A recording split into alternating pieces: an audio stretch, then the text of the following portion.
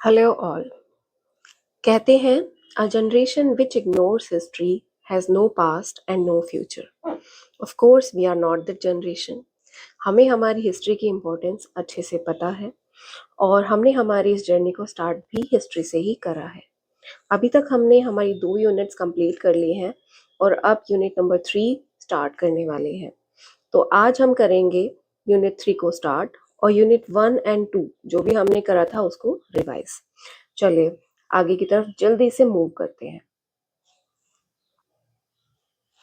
आज का हमारा टॉपिक रहेगा प्री हिस्टोरिक पीरियड और उसका भी हम टेबल ऑफ कंटेंट देख लेंगे कि हमने क्या क्या करा है, वो सारा रिवाइज करेंगे और अपनी सारी एजेस को आज कंप्लीट करने की कोशिश करेंगे। जो भी रह जाएगा उसको नेक्स्ट लेक्चर में हम कंप्लीट करेंगे क्योंकि ज़्यादा लंबी वीडियो नहीं बनानी है। चलिए स्टार्ट करते हैं। तो आज हमने देखना है हिस्ट्री, जो हमने पहले पढ़ा हुआ है यूनिट नंबर 1 में कि हिस्ट्री क्या है, हिस्ट्री कितने टाइप की होती है और हिस्ट्री को किस तरीके से डिवाइड किया जाता है और सोर्सेज ऑफ हिस्ट्री क्या थे, जो कि हमारा यूनिट नंबर 1 था। तो इंट्रोडक्शन में हमने देख लिया कि हिस्ट्री क्या है। तो ये हम देख चुके हैं कि हिस्ट्री मीन सिस्टमैटिक और chronological study of past events. Past events का एक सिस्टमैटिक और क्रोनोलॉजिकल स्टडी होता है हमारा हिस्ट्री। हिस्ट्री जो टर्म है वो डिराइव ही हिस्टोरिया से की गई है, which is a Greek word. इसका मतलब होता है इंक्वायर करना, किसी चीज़ के बारे में पता लगाना।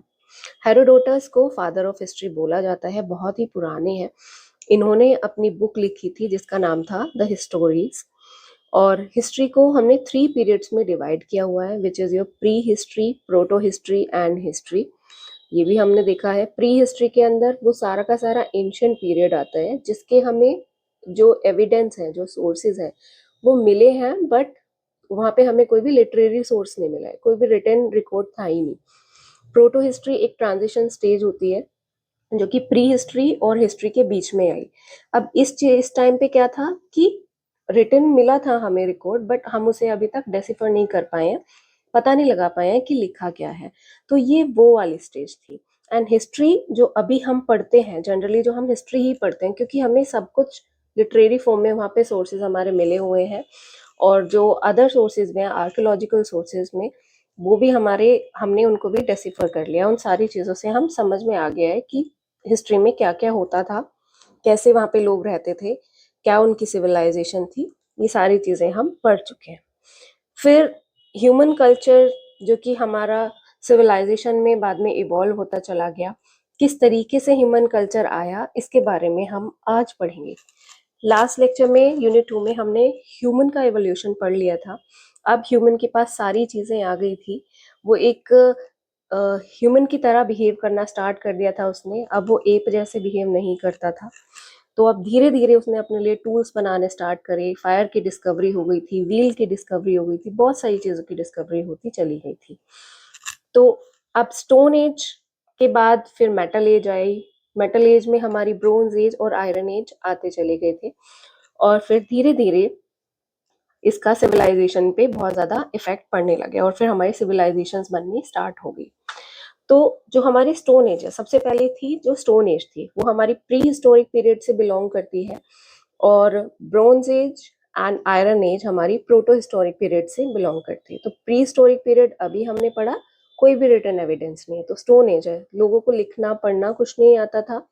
वो सारी चीज़ें अपनी मतलब उनकी अभी वोकल जो कोड थी, वोकल भी अभी डेवलप हो रहा था, अभी पूरी तरीके से डेवलप भी नहीं हुआ था। हमने पढ़ा था कि वोकल कोड डेवलप होना स्टार्ट हो गया था, बट अभी सिर्फ बातें नहीं करते थे वो लोग, अभी सिर्फ उनकी थोड़ी आवाज़ें डेवलप होना स्टार्ट हुई थी। धीरे धीरे फिर उनमें और चेंजेस आने लगे, उन्होंने अपने एनवायरनमेंट के अकॉर्डिंग खुद को अडेप्ट करना स्टार्ट कर लिया था। ठीक। नेक्स्ट डू यू नो है आपका, जिसके अंदर आपका बताता है कि रॉबर्ट ब्रूस फूटे is the father of pre historic archaeology in India. And उन्होंने सबसे पहला जो हैंड एक्स था, जो कि एक पैलियोलिथिक टूल था, वो 1863 में तमिलनाडु के ग्रेवल पिट से डिस्कवर किया था। अब आगे बढ़ते हैं। ये सारी चीज़ें हम पहले पढ़ चुके हैं, पुरानी क्लासेस में पढ़ चुके हैं। ये सारा का सारा ह्यूमन एवोल्यूशन के बारे में बताया जा रहा है कि कैसे ऑस्ट्रेलोपिथेकस से लेकर के फिर होमो हैबिलिस, फिर आपका होमो इरेक्टस आया, कहाँ कहाँ पे उनके फॉसिल्स मिले, कहाँ पे ये क्रोमैग्नन मैन आया, फिर कहाँ पे होमोसेपियंस बन गए। होमोसेपियंस आर लाइक हमारे मॉडर्न मैन को या क्या बोलते हैं अपना होमोसेपियन सेपियन बोलते हैं, जो कि होमोसेपियंस हमारे एंसेस्टर्स हुआ करते थे। अब sources of pre historic period में भी हमने देख लिया था कि टू टाइप के सोर्सेज थे, लिटरेरी एंड आर्कियोलॉजिकल सोर्सेज, और ये हम अच्छे से पढ़ चुके हैं। आगे मूव करेंगे, आगे की तरफ। ये कुछ क्लियर नहीं है स्लाइड, मूव करते हैं, मतलब हमने ये पढ़ चुके हैं ऑलरेडी। आर्कियोलॉजिकल सोर्सेज के बारे में हम पढ़ चुके थे कि जो भी हम एक्सकेवेट करके निकालते जा रहे थे वो सारे के सारे आर्कियोलॉजिकल सोर्सेज हमारे थे। अब ये बहुत ही इंपॉर्टेंट सोर्स होते हैं क्योंकि इन्हीं से ही हमें पता चलता है कि हमारी प्री हिस्ट्री में क्या क्या इवेंट्स हुए हैं और लोगों के बारे में हमें पता चलता है। डेटिंग मेथड्स आपको मैंने बताए थे कि किस तरीके से हमें पता लगाया जाता है कि ये चीज़ कितनी ज़्यादा पुरानी है और ये कौन सी सिविलाइजेशन ने यूज़ करी होगी या ये कौन से ह्यूमन ने यूज़ करी होगी। नेक्स्ट आज का टॉपिक आ जाता है हमारा स्टोन एज। तो स्टोन एज की तरफ हम सबसे पहले मूव करते हैं। अब तक हमने ह्यूमन का एवोल्यूशन पढ़ा है और अब ह्यूमन के एवोल्यूशन में ह्यूमन ने किस तरीके से अपनी लाइफ को आसान करा और कैसे उन्होंने अपनी लाइफ को पूरा जिया, स्पेंड करा, उसके बारे में हम पढ़ने वाले हैं। तो स्टोन एज की बात करते हैं हम। तो अर्लीस्ट मैन जो था वो प्री हिस्टोरिक पीरियड से ही टूल्स बनाना स्टार्ट कर दिया था उसने, क्योंकि उसे अपनी सराउंडिंग में स्टोन के अलावा कुछ और मिल ही नहीं रहा था। और इसी फेज को, जो ह्यूमन डेवलपमेंट का फेज था, इसे ही हमने स्टोन एज कहा, क्योंकि धीरे धीरे ह्यूमन जो था वो डेवलप होना स्टार्ट कर दिया था। उसने स्टोन से लेकर के मेटल के टूल्स बनाए और फिर अपनी लाइफ को और इजी करने के लिए डिफरेंट डिफरेंट तरीके के उसने टूल्स बनाए, वेपन्स बनाए और डिफरेंट डिफरेंट सोर्सेज से उसने उन्हें यूज करना स्टार्ट करा। अब जहां जहां पर ये टूल्स पाए गए या स्टोन के टूल्स पाए गए जो कि इन अर्लीस्ट मैन ने बनाए थे, उन जगह को फैक्ट्री साइट्स बोल दिया गया। सबसे ज़्यादा जो कंट्रीब्यूशन है हमारा स्टोन एज की स्टडी के लिए इंडिया के अंदर, वो शेल्बाई फुट्टे इन 1916, एक जियोलॉजिस्ट हैं, उन्हें दिया जाता है। और डिफरेंट टाइप के टूल्स एंड टेक्निक्स जो थी वो उन्हीं के बेसिस पर हम क्लासिफाई करते हैं कि कौन से टाइम पीरियड में का ये टूल रहा होगा, पैलियोलिथिक का, मेसोलिथिक का या नियोलिथिक का। तो अब स्टार्ट करते हैं अपने स्टोन एज। तो स्टोन एज होता क्या है? स्टोन एज से ये आपको समझ आ रहा होगा कि एक ऐसा टाइम पीरियड जिसमें जो ह्यूमंस थे, जो अर्लीस्ट मैन था, वो क्या कर रहा था, स्टोन से टूल्स बना रहा था और उन्हीं को ही यूज कर रहा था अपनी लाइफ के अंदर किसी भी तरीके से। जैसे कि खुदाई करनी है उसको, तो वो स्टोन से अपना टूल उसने कोई इस तरीके का बनाया कि उसे खोद रहा है। एग्रीकल्चर करने के लिए भी स्टोन के टूल्स ही यूज कर रहा है, या किसी एनिमल है उसको हंट करना है तो उसके लिए भी वो स्टोन टूल्स का ही यूज कर रहा है। ठीक है, अब आगे बढ़ते हैं। तो three phases of stone age. Stone ages के आपके थ्री ही फेजेस हैं। एक आता है आपका पैलियोलिथिक, एक आता है आपका मेसोलिथिक और एक आता है आपका नियोलिथिक। इनके बारे में हम जानेंगे, बट उससे पहले जानना ये जरूरी है कि ये जो आपके स्टोन एज है, जो पैलियोलिथिक है, ये सबसे पुराना है, सबसे ज्यादा ओल्ड स्टोन एज है, जो कि 1.6 मिलियन से लेके 8000 बीसी के बीच का ये टाइम पीरियड रहा है। इसको हम प्लेस्टोसीन पीरियड भी बोलते हैं। प्लेस्टोसीन पीरियड ये हम ज्योग्राफी में देखेंगे, बट अभी इतना जान लो कि हाँ, ये प्लेस्टोसीन पीरियड है, सबसे बहुत ज़्यादा पुराने टाइम की यहाँ पे बात की जा रही है। अब देखते हैं, तो पैलियोलिथिक पीरियड के बारे में हमें जानना है। पैलियोलिथिक मीन्स और लिथिक मीन्स, इसके बारे में पढ़ेंगे। हाँ जी, तो लिथिक मीन्स स्टोन और पैलियो मीन्स ओल्ड। तो old stone age, this is your palaeolithic age. Okay, तो पैलियोलिथिक एज जो है हमारा थ्री कैटेगरीज में डिवाइड किया गया है on the basis of time period. फिर से टाइम पीरियड के बेसिस पर ही हम जनरली हिस्ट्री को डिवाइड करते हैं। सबसे पहला पीरियड आपका आता है lower palaeolithic age, middle palaeolithic, then upper palaeolithic. तीन टाइप के पैलियोलिथिक एजेस यहाँ पे होते हैं। सो लोअर पैलियोलिथिक में क्या था कि मोस्टली जो पार्ट था वो आइस एज था, सब जगह आइस से ही कवर थी। जो मैन था वहाँ का, वो वॉन्डरर था, उसे नहीं पता कि कैसे खाना उगाना है या किस तरीके से उसे स्टोर करना है। तो वो सिंपली क्या करता था, कोई भी एनिमल आता था उसको मारता था, उसको हंट करता था, खा लेता था, ऐसे ही कच्चा ही खा लेता था। रॉ एनिमल फ्लैश खाता था, फ्रूट्स खाता था, बर्ड्स खाता था। ये सारी चीजें जो भी उसे मिलती थी वो बिल्कुल एनिमल की तरह ही बिहेव करता था और यही सारी चीजें वो खाता रहता था, वो एक घूमता रहता था, he was a wanderer. Tools, उस टाइम पे एक हार्ड रॉक होता था जिसको आप क्वार्ट्जाइट रॉक कहते हैं, अभी भी होता है, क्वार्ट्जाइट रॉक है। और क्वाड्रा, इसी रॉक की वजह से जो लोअर पैलियोलिथिक मैन है उसका नाम भी क्या है, जनरली उसे क्या कहा जाता था, क्वार्ट्जाइट मैन कहा जाता था। ये बहुत इंपॉर्टेंट है, आ जाता है कि क्वार्ट्जाइट मैन कौन सी एज में होता था, which is your lower palaeolithic age, तो इसको आपको हाईलाइट करके रखना है। नेक्स्ट, फॉसिल्स मिले हैं यहाँ पे होमो इरेक्टस एंड हथनोरा। कहाँ पे मिले हैं, हथनोरा, नर्मदा बेसिन के पास में। ये एज सोहान कल्चर से भी रिप्रेजेंट की जाती है, इसका दूसरा नाम सोहान कल्चर भी है, जो कि अब पाकिस्तान में है। इंपॉर्टेंट साइट्स आपको देख लेनी है, which were your Soan valley in Punjab in Pakistan, Belan valley which is Mirzapur UP, Narmada valley which is in Madhya Pradesh, Didwana Rajasthan, Bhimbetka Madhya Pradesh, Singrauli basin Uttar Pradesh, Chota Nagpur basin Jharkhand. जो भी ये उत्तर प्रदेश की साइट्स हैं, इनको ज़्यादा से ज़्यादा याद करने की कोशिश करना, रिवाइज करना। जो मोस्ट इम्पोर्टेंट साइट्स होने वाली है वो है आपकी भीमबेटका साइट्स, ठीक है, मध्य प्रदेश, क्योंकि आप इसके बारे में तीनों एज में पढ़ने वाले हो, भीमबेटका साइट। तो यहाँ पे इसके एविडेंसेस मिले हैं आपको, लेकिन भीमबेटका साइट एक ऐसी साइट है जिसमें हर एज के एविडेंस मिले हैं, लोअर के भी, मिडिल के भी और अपर के भी, ठीक। कुछ इसके ट्रेसेस असम, आंध्र प्रदेश, कर्नाटका, वहां पर भी पाए गए हैं, ठीक। उस टाइम पे जो ये ह्यूमन था वो कैसे टूल्स यूज करता था, चॉपर और हैंड एक्सेस का यूज किया करता था। तो चॉपर का यूज करता था, इसलिए इस एज का एक और नाम डाला जाता है, which is your chopper chopping pebble age, right. क्योंकि वहां पे एक चॉपर चॉपिंग पेबल का हमें एविडेंस मिला, ये एक टूल था, तो इसलिए इस टाइम पीरियड का नाम ही चॉपर चॉपिंग एज भी डाल दिया जाता है। हैंड एक्सेस थे, क्लेवर्स थे, ये सारी चीजें हमारी लोअर पैलियोलिथिक एज के अंदर पाई गई थी।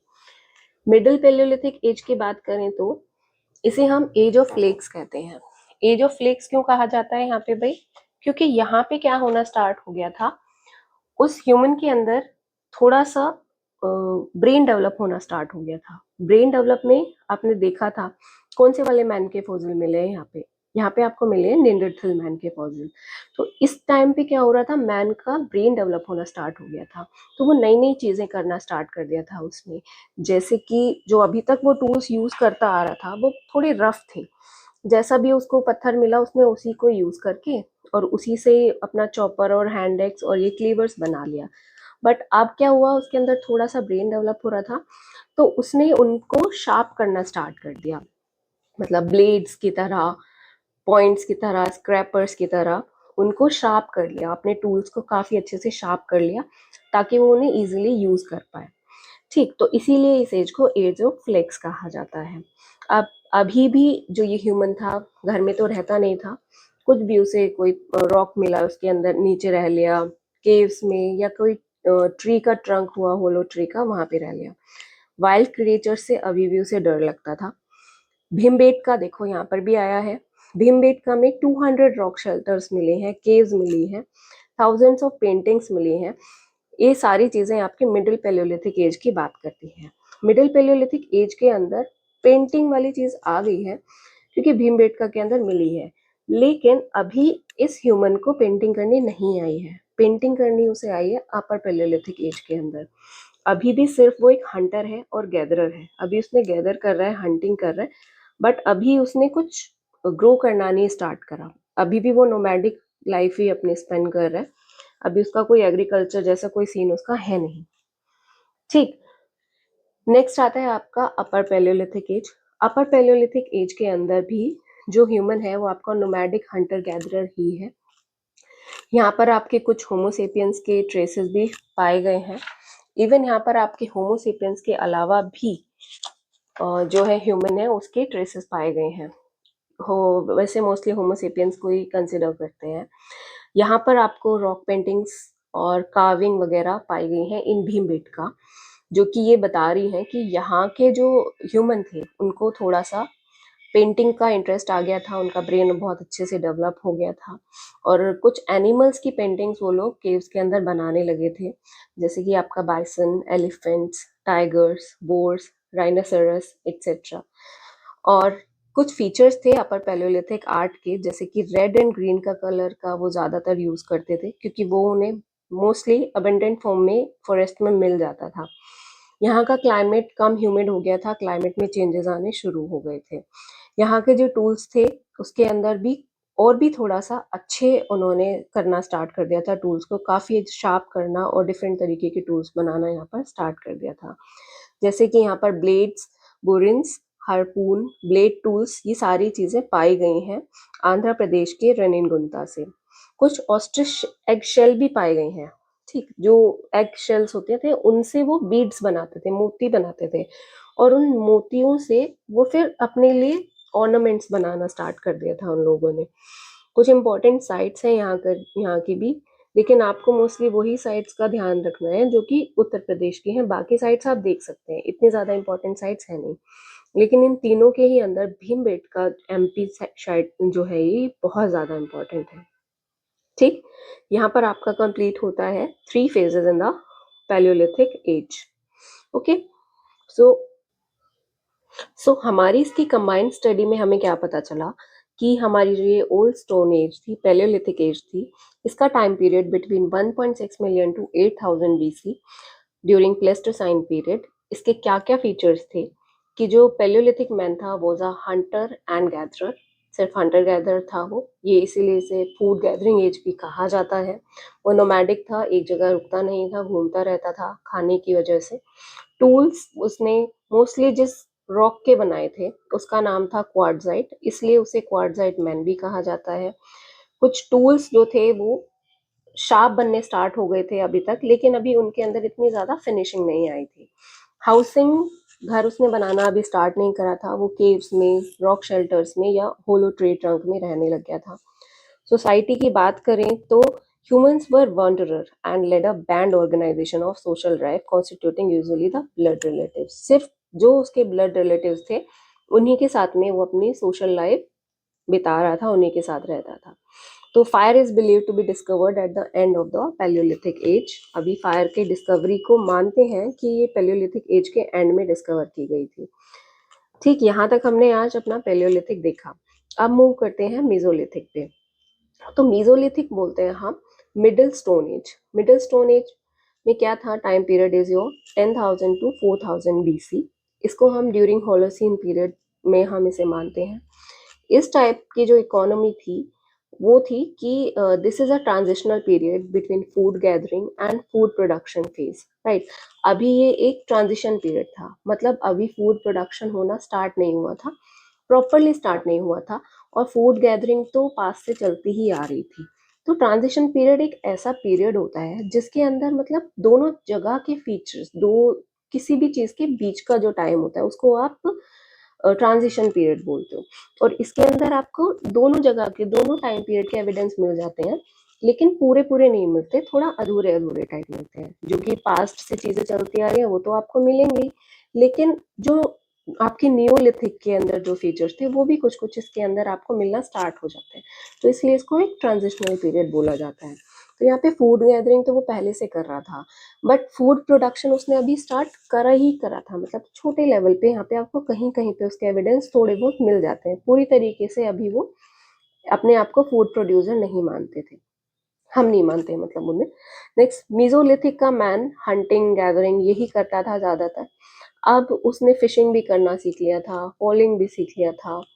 नेक्स्ट, और बहुत सारी नई नई चीज़ें अब उसके अंदर आ गई थी, मतलब खाने के लिए उसके पास अब नई नई टेक्निक्स आ गई थी। टूल्स उसने अच्छे तरीके से, थोड़ा अच्छे तरीके से बनाना स्टार्ट कर दिया था। बना वो अभी भी स्टोन से ही रहा था, ठीक। छोटे छोटे स्टोन से उसने मेड अप ऑफ सिलिकेट्स, उससे उसने छोटे छोटे स्टोन टूल्स भी बनाने स्टार्ट कर दिए थे, जैसे कि आपके जैस्पर हुआ, कैल्सिडोनी एंड शर्ट एगेट वगैरह, ये सारे टूल्स के नेम हैं। इस तरीके से मतलब सिलिकेट से मिलके बने हुए थे स्टोन के छोटे छोटे टूल्स, ये स्टोन्स के नेम है, सॉरी। और इसीलिए क्योंकि माइक्रोलिथिक कल्चर था, माइक्रो मीन्स छोटे, लिथिक मीन्स स्टोन, तो छोटे छोटे स्टोन से नए नए टूल्स बनाना था, इसलिए इसको माइक्रोलिथिक कल्चर भी कहा गया था। अब हाउसिंग, आर्टिफिशियली कंस्ट्रक्टेड हाउसेस के एविडेंस यहाँ पे कुछ पाए गए हैं। सोसाइटी की बात करें तो कम्युनिटी लाइफ यहाँ पर स्टार्ट हो गई थी, सेमी परमानेंट सेटलमेंट होना स्टार्ट हो गया था। अब वो ब्लड रिलेशन के अलावा भी जो उसके लोग थे उनके साथ मिलकर रहने लगा था। Next, Mesolithic man had started making handmade clay pottery for the first time. यहाँ पर जो उसने सबसे अलग चीज करी थी Mesolithic में, वो था उसने अपनी हैंडमेड क्ले पॉटरी बनाना स्टार्ट कर दिया था। नेक्स्ट इज योर नियोलिथिक या फिर new stone age. Time period है आपका 4000 टू 1800 BCE। अब यहाँ पर जो ह्यूमन था वो भी आपका हंटर एंड गैदरर तो था ही, तो उसे भी फूड गैदरिंग एज के नाम से ही जाना जाता है। टूल्स क्वार्ट्जाइट स्टोन से मिलके बने हुए थे, इसलिए उसे क्वार्ट्जाइट मैन कहने लगे थे। फ्लिंट, क्वार्ट्ज, बसाल्ट, चार्ट, ये टूल्स बनाने के लिए यूज किए जाते थे। अभी भी वो केव्स में रह रहा था, रॉक शेल्टर्स में रह रहा था, ट्रीज पर रह रहा था, और ह्यूमन अभी भी इधर उधर घूमकर ही अपनी सोशल लाइफ को पूरी तरीके से स्पेंड कर रहा था, जो कि ब्लड रिलेटिव्स के साथ थे। और कुछ अलग जो कि कम्युनिटी लाइफ आप उसे बोल सकते हो, सेमी परमानेंट सेटलमेंट्स यहाँ पर हो गए थे।